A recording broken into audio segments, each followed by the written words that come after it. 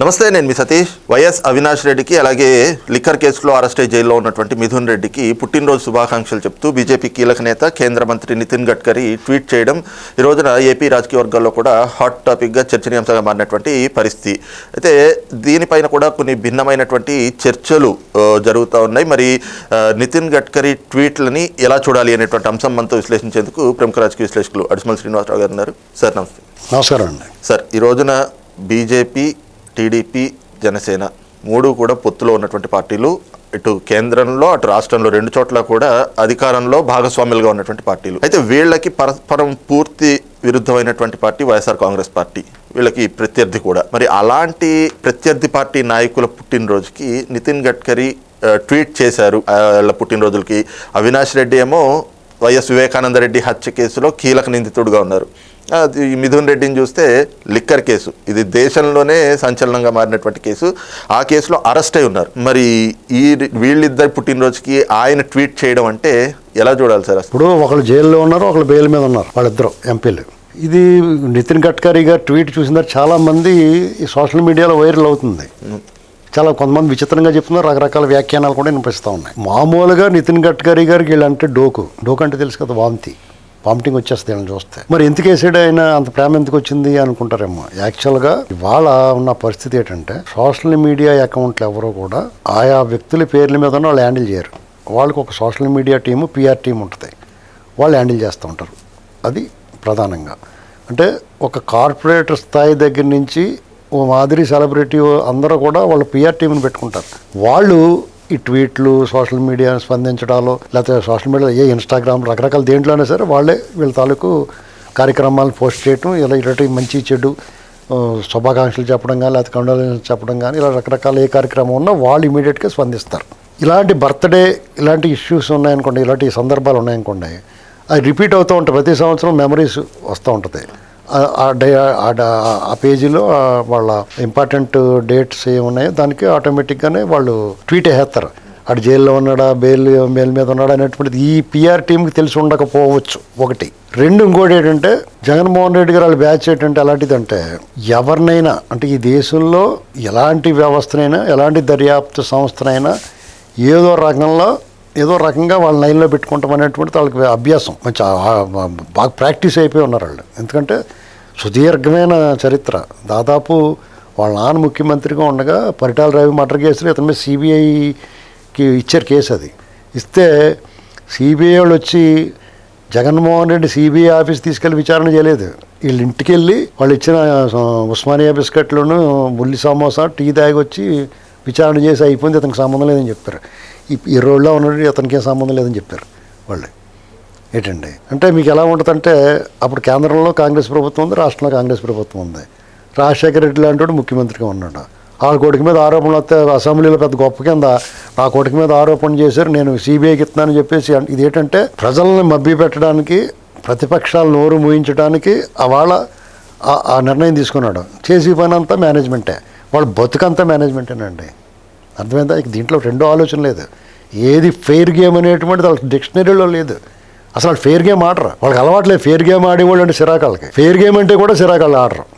మీరు అసలు రెండో ఆలోచన పెట్టుకోకలేదు మీరు అందులో. సేమ్ ఇలాగే ఇక్కడ ఈ మైక్రో లెవెల్లో ఇలాంటి చిన్న విషయాన్ని కూడా వాళ్ళు పట్టించుకుంటారు. వాళ్ళు మెచ్చుకొని తీరాలి. మనం ఎక్కడ ఏ చిన్న అవకాశాన్ని వదలరు. ఇప్పుడు విజయసాయి రెడ్డిని పంపించేది వరకు అక్కడ చంద్రబాబు నాయుడు 14-19 మధ్యలో 2 సంవత్సరాలు అయిన కాడి నుంచి కొంచెం ఏదో స్లైట్ డిఫరెన్స్ ఉందని తెలుసుకుని ఆ డిఫరెన్స్ వచ్చేలాగా వీళ్ళే క్రియేట్ చేసి విజయసాయి రెడ్డిని అక్కడ నియమించాడు.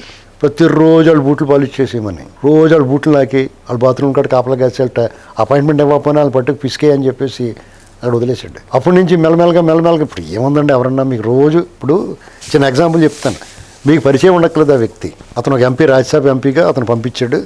ఆ పంపించిన తర్వాత ఎక్కడో లాబీల్లో తారసపడతారు. అక్కడ అవసరం ఉన్న లేకపోయినా 10 సార్లు నమస్కారం పెడితే ఆటోమేటిక్గా కొన్నాళ్ళకి వాళ్ళే నమస్కారం పెడతారు. మీకు పరిచయం ఉండక్కలేదు. సపోజ్ మీరు నాకు రోజు కనపడుతున్నారండి, మీకు నాకు అసలు పరిచయం లేదు, మీరు ఏదో మీ పని మీద మీరు వస్తున్నారు, నేను నమస్కారం అండి అన్నాను అనుకో, కనిపించినప్పుడు అలానే కొన్నాళ్ళు పోయిన తర్వాత నేను పెడతాం మానేసినా కానీ మీరు నాకు పెడతారు. అర్థమైందా? ఇది ఇలాంటి చిల్లర చీప్ ట్రిక్స్ ఇవన్నీ ఇక్కడ కూడా అమలు చేశాడు. అంతే. అందరూ మీకు నితిన్ గడ్కరీ గారికి మిథున్ రెడ్డి ముద్దొచ్చాడు, భలే ఉన్నాడో హాఫ్ కోట్ వేసుకున్నాడని ముద్దెట్టుకుందామని అవినాష్ రెడ్డి తాడి చెట్టులాగా ఉన్నాడని ఏం అతనికి ఏం ట్వీట్ పెట్టలా. మామూలుగా అయితే ఒక ఎంపీగా పెడితే పెట్టుండొచ్చు. ఇప్పుడు వాళ్ళు ఇతను బెయిల్ మీద ఉన్నాడో మర్డర్ కేసులో ఎక్యూజ్డ్, అలాగే ఇతనేమో పెద్ద స్కామ్లో ఉన్నాడో ఎక్యూజ్డ్, జైల్లో ఉన్నాడు, బెయిల్ కూడా రావట్లేదు. ఇలాంటి పరిస్థితుల్లో వాళ్ళకి ట్వీట్ పెట్టాడు, పనిగట్టుకు పెట్టాడని మనం ఇప్పుడు ఆ మాత్రం కొత్త మరి మా మోడీ గారు ఎందుకు పెట్టలేదు? అసలు జగన్మోహన్ రెడ్డి పెట్టలేదు, జగన్మోహన్ రెడ్డి పెట్టలేదు,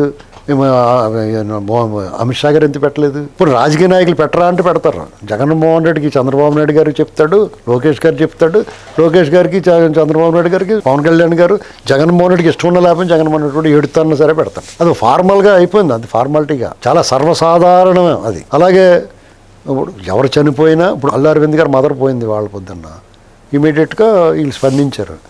మొన్న నారా రోహిత్ సినిమా రిలీజ్ అయింది, చంద్రబాబు గారు, లోకేష్, భువనేశ్వర్ గారు అందరూ కూడా ట్వీట్ పెట్టారు సినిమా బాగా ఆడాలి అని చెప్పేసి. బాలయ్య పుట్టినరోజు వచ్చింది అందరూ చెప్తారు, బాలయ్య సినిమా రిలీజ్ అవుతుంటే సినిమా బాగా పవన్ కళ్యాణ్ గారి సినిమా, అలాగే బాలయ్యకి 50 సంవత్సరాలు అయిపోయిందంటే పవన్ కళ్యాణ్ గారు మీకు అవార్డు వచ్చింది, రికార్డ్ అయి వచ్చింది. అది వాళ్ళ పిఆర్ టీము దాన్ని ఆటోమేటిక్గా వాళ్ళకున్న రిలేషన్ బట్టి ఆటోమేటిక్గా కొన్ని ఉంటాయి, కొన్ని అడిగి చెప్తారు, కొన్ని అడిగి చేస్తారు. ఏంటండి ఇక్కడ అడగాల్సిన సందర్భం లేకుండా గత సంవత్సరం కూడా పెట్టి ఉండొచ్చు, దాన్ని రిపీట్గా చేసి ఉండొచ్చు. ఆ పిఆర్ టీం ఇదే పని వాళ్ళకి. మీకు ఆంధ్రప్రదేశ్ ప్రభుత్వంలో రెవెన్యూలోను పోలీసులోను ముఖ్య అధికారులు వాళ్ళ మనుషులే ఉన్నారు ఇక్కడ. ఇంకానే అంత విజయవంతంగా వాళ్ళ మనుషులను అక్కడ దూర్చగలిగినప్పుడు ఇది అంత జుజుబి అండి, ఇది నథింగ్. ఇది ఆంధ్రప్రదేశ్లో ఇప్పుడు విద్యాశాఖ ఉంది, లోకేష్ గారు బ్రహ్మాండంగా చేస్తున్నాడు, కానీ అధికారులు కొంత పెంట చేస్తున్నారు ఏమండి. ఇప్పుడు ఆ విషయమే కాదు, ప్రతి అంశంలో ప్రతి డిపార్ట్మెంట్ రెవెన్యూ పెంట చేస్తున్నారు. రెవెన్యూలో ఆ భూములు ఆ విషయాల్లో వీళ్ళందరూ దూరిపేశారు. మంచి పేరు వస్తుంది వీళ్ళకి, బాగా చేస్తున్నారు అనుకుంటారు, కానీ కింద అమలు చేసేటప్పుడు రెవెన్యూ రికార్డుల విషయంలో కానీ పాఠశాల విషయాల్లో డిఎస్సీలు వేసి ఉపాధ్యాయులకి ఉద్యోగులకి ఈ ప్రభుత్వం ఇప్పటి వరకు ఆంధ్రప్రదేశ్ చరిత్రలో ఈ ప్రభుత్వం అంత ఫ్రెండ్లీ ఏది లేదు. జీతాల దగ్గర నుంచి వాళ్ళ సౌకర్యాలు అన్నీ ఇవాళ అక్కడ కూడా చెడ్డ పేరు వస్తుంది. కొంతమంది అధికారులు ఉంటారు, వాళ్ళ తిక్క, వాళ్ళ మెంటల్, వాళ్ళ బలుపుని చూపించి ఉద్యోగులు నడిపించి తినేస్తూ ఉంటారు. వాళ్ళకి ప్రభుత్వమే వ్యతిరేకం వస్తుంది.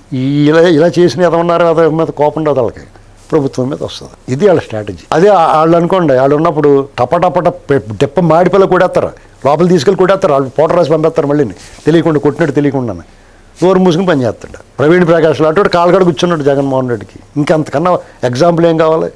ఎల్వి సుబ్రహ్మణ్యం గారు ఎంత పెద్ద మంచి ఆఫీసర్ అయినా ఆయన ఏం చేశారు? ఏబి వెంకటేశ్వర గారిని ఏం చేశారు? శంకరగిరి మాన్యాలు పట్టించేస్తారు. వాళ్ళు మొహమాట ఉండదు దాని గురించి. అయ్యో ఇది అన్యాయం అని అడిగి కూడా ఉండడు. ఏబి గారు పోరాడి యుద్ధం చేసి వచ్చాడు, కానీ అందరూ ఎందుకు చేస్తారు? నోరు మూసుకుపోతారు ఎవడికాడు. కాబట్టి దీన్ని పెద్ద ఇష్యూ కింద తీసుకోక్కర్లేదు. ఇది ఏదో పెద్ద వాళ్ళు ఏంటంటే దాన్ని వాడేస్తారు. అంటే ఇంకా బీజేపీ ఏమి ఉండదు, ఏది ప్రభావం చూపించలేదండి. మీకు ఆ గోతులో దిగిపోయినోడు కూడా ఎవడో దిగుతామని అనుకోడు, అర్థమైందా? వాళ్ళు పెంట అంటుకున్నప్పుడు పెంట తొక్కి వచ్చినా నీ కారు ఎక్కించుకుంటావు నువ్వు. ఒకడో మీరు నలుగురు మీ ఫ్రెండ్ ఉంటాడు, అటు మీ కారు ఎక్కుదామని వస్తాడు, అతను పంది పెంట తొక్కు వస్తున్నాడు అనుకోండి, మీరు ఏం చేస్తారు? ఎక్కించుకుంటారు కారులోను? భరిస్తారా అన్ని? లేదు అంటారు కదా. అంతే. ఇది సింపుల్, అర్థమయ్యే భాషలో చెప్తున్నాను మీకు. మేము అలాగే దింపేసాం. ఇవాళ ఒక మంచి దర్శకుడు సినిమాల్లోనే మా కాలేజీ మేట్ కాలేజీ ఎలక్షన్లో తిరుగుతున్నప్పుడు అతను పెంట తొక్కు వచ్చేస్తే మేము అతను కాళ్ళ నుంచి వచ్చేసాం, అర్థమైందా? అంచేత ఎవరిని కూడా స్మెల్ వచ్చే వాళ్ళని బురద అంటించుకున్న వాళ్ళని దగ్గర తీసుకుని కౌగులించుకోరండి ఎవడన్నా. అదేదన్నా ఇలాంటి మేనేజ్మెంట్లు జరిగితే ట్వీట్ వేసి ఉంటాడు. నితిన్ గడ్కరీ గారిని అస్సలు మనం అనుమానించక్కలేదు. బీజేపీ పార్టీలో ఉన్న అత్యుత్తమ వ్యక్తుల్లో నాయకులు ఆయన ఒకడు.